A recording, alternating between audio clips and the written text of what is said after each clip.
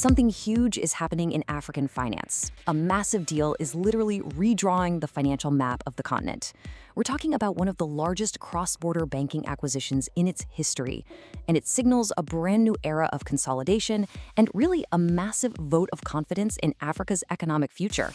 So let's unpack what this deal truly means for the future of finance across the continent. Let's just start with the headline number, shall we? Over $856 million. This isn't just a transaction, it's a statement. It's a massive capital move that's about to create a new banking powerhouse, one that bridges the south and the east of the continent. So how are we going to make sense of a deal this big? Well, we'll start with the specifics, who's involved, the price tag. Then we're going to zoom out and look at the bigger picture, the strategy behind it all, the continental trend it's a part of, the global money flowing in. And finally, what it all really signals for the future. All right, let's dive into the specifics of this absolutely continent-shaping deal. Who are the key players sitting at the table, and what makes this partnership so incredibly significant? Okay, so on one side of the table, you've got the acquirer, Nedbank Group, a real financial heavyweight coming out of South Africa. And on the other side, the acquired, NCBA Group. They're a Kenyan banking giant with a massive digital footprint. I mean, think about the M-Shwari mobile platform. They serve over 60 million customers across East and West Africa. This is a true fusion of Southern and Eastern African financial power.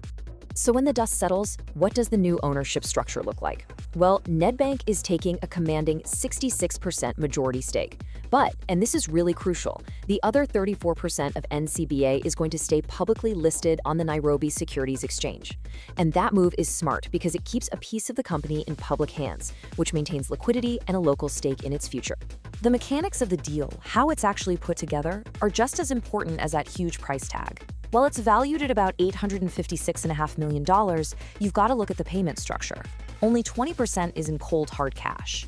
The other 80%, that's going to be paid in new Nedbank shares. This is a classic move, and it's designed to align the fortunes of both companies. NCBA shareholders are now betting on the future success of the new, combined, and much larger group. So that's the what. But the really big question is why. I mean, why would Nedbank make a nearly billion-dollar bet on a Kenyan banking group? The answer, as you can imagine, is all about the strategy for growth. And we can hear it straight from the horse's mouth, from Nedbank's CEO, Jason Quinn. He calls it a strategic leap. But what does he mean by demographic tailwinds? Well, he's talking about tapping into a continent with the world's youngest population and a middle class that is expanding incredibly fast.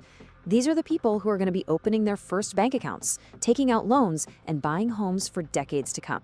So you see, this isn't just about getting bigger for the sake of it. It's about getting smarter. Nedbank gets immediate access to NCBA's huge network in really dynamic markets like Kenya, Uganda, and Rwanda.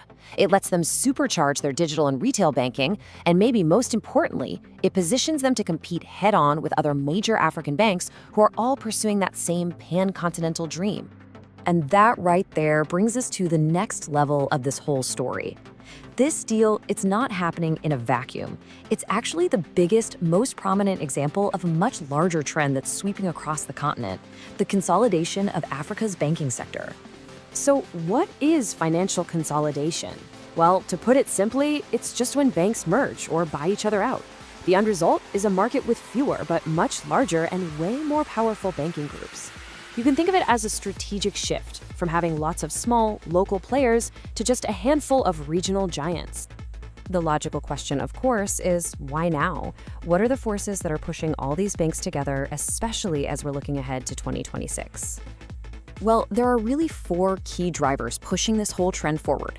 Being bigger just means you can be more efficient with your capital. But it's not just about saving money. Digital transformation is incredibly expensive, and a larger bank just has the deep pockets to build the next generation of banking apps. Plus, scale gives you a massive competitive advantage when you're trying to navigate Africa's fragmented market of 54 different countries and, you guessed it, 54 different regulatory systems. Now, a deal this large doesn't just happen on its own. It's a huge signal to global investors. So let's zoom out one more time and see how this fits into the broader weave of investment and this renewed confidence we're seeing in African markets. Just take a look at the tech sector. In 2025, African startups raised a record $4.1 billion. And what's really fascinating here is the growth in debt financing, which nearly doubled to $1.6 billion. This shows a maturing ecosystem where companies are seen as stable enough for loans, not just risky venture capital bets. Capital is flowing in from all sides. And this appetite for growth isn't limited to Africa.